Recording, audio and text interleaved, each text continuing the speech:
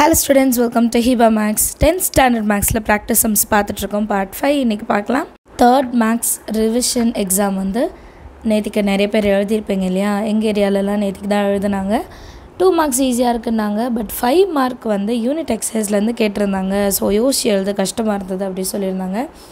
நான் ஆல்ரெடி சொல்லிருக்கேன் யூனிட் எக்ஸர்சைஸ்ல இருந்து क्वेश्चंस வர வாய்ப்பு உண்டு. சோ அத பார்க்கணும் அப்படினு சொல்லிட்டு நீங்கள் யூனிட் எக்ஸசைஸும் பார்த்தீங்கன்னா உங்களுக்கு எக்ஸாம் அட்டென்ட் பண்ண ரொம்பவே ஈஸியாக இருந்திருக்கும்.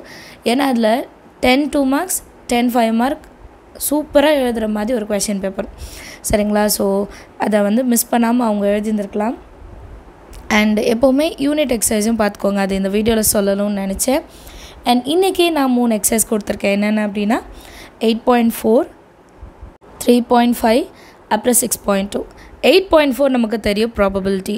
அண்ட் இன்னிலேருந்து நீங்கள் என்ன பண்ணணுன்னா 8.4 கொடுக்குறேன்னா அதில் இருக்கிற யூனிட் எக்ஸசைஸோட சம்ஸும் சால்வ் பண்ண பாருங்கள்.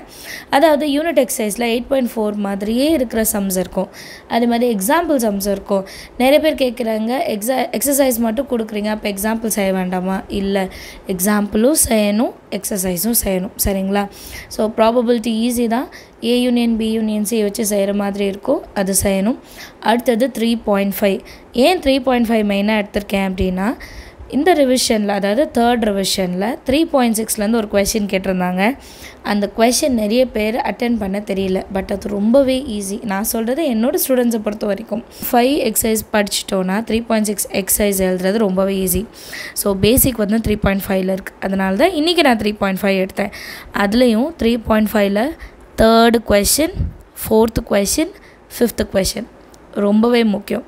இந்த 3 கொஷின் பாருங்கள், நான் எக்ஸசைஸும் கொடுத்து அதில் இருக்க இம்பார்ட்டன்ட் சம்ஸும் சொல்கிறேன் சரிங்களா. இந்த 3 சம் நீங்கள் கண்டிப்பாக எழுதி பார்த்துருக்கணும் சரிங்களா. எழுதி பார்த்துட்டு இந்த வீடியோட கமெண்ட்டில் எழுதுங்க, நாங்கள் எழுதி பார்த்தோம் ட்ரை பண்ணோம் அப்படின்னு சொல்லிட்டு.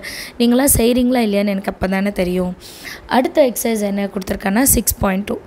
போன வீடியோவில் வந்து 6.1 கொடுத்துருப்பேன், அதில் காஸ் tan அந்த மாதிரி வரும்.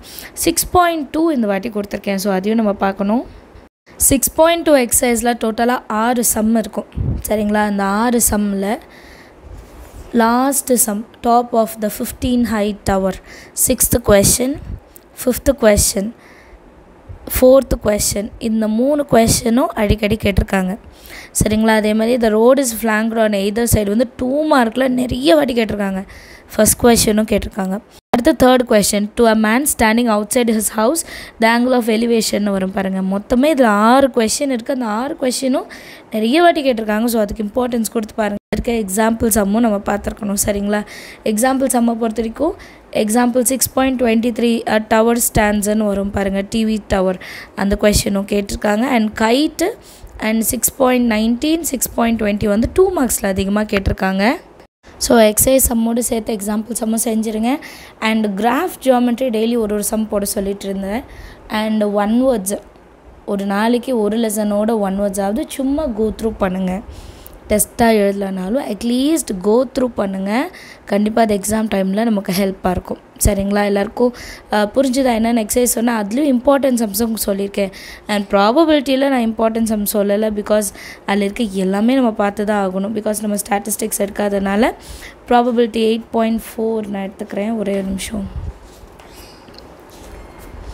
8.4ல் மொத்தம் 14 சம்ஸ் இருக்குது. அந்த 14 சம்ஸையும் நீங்கள் எழுதி பார்க்கணும் கண்டிப்பாக சரிங்களா. தேங்க்யூ ஸோ மச் ஃபார் வாட்சிங்.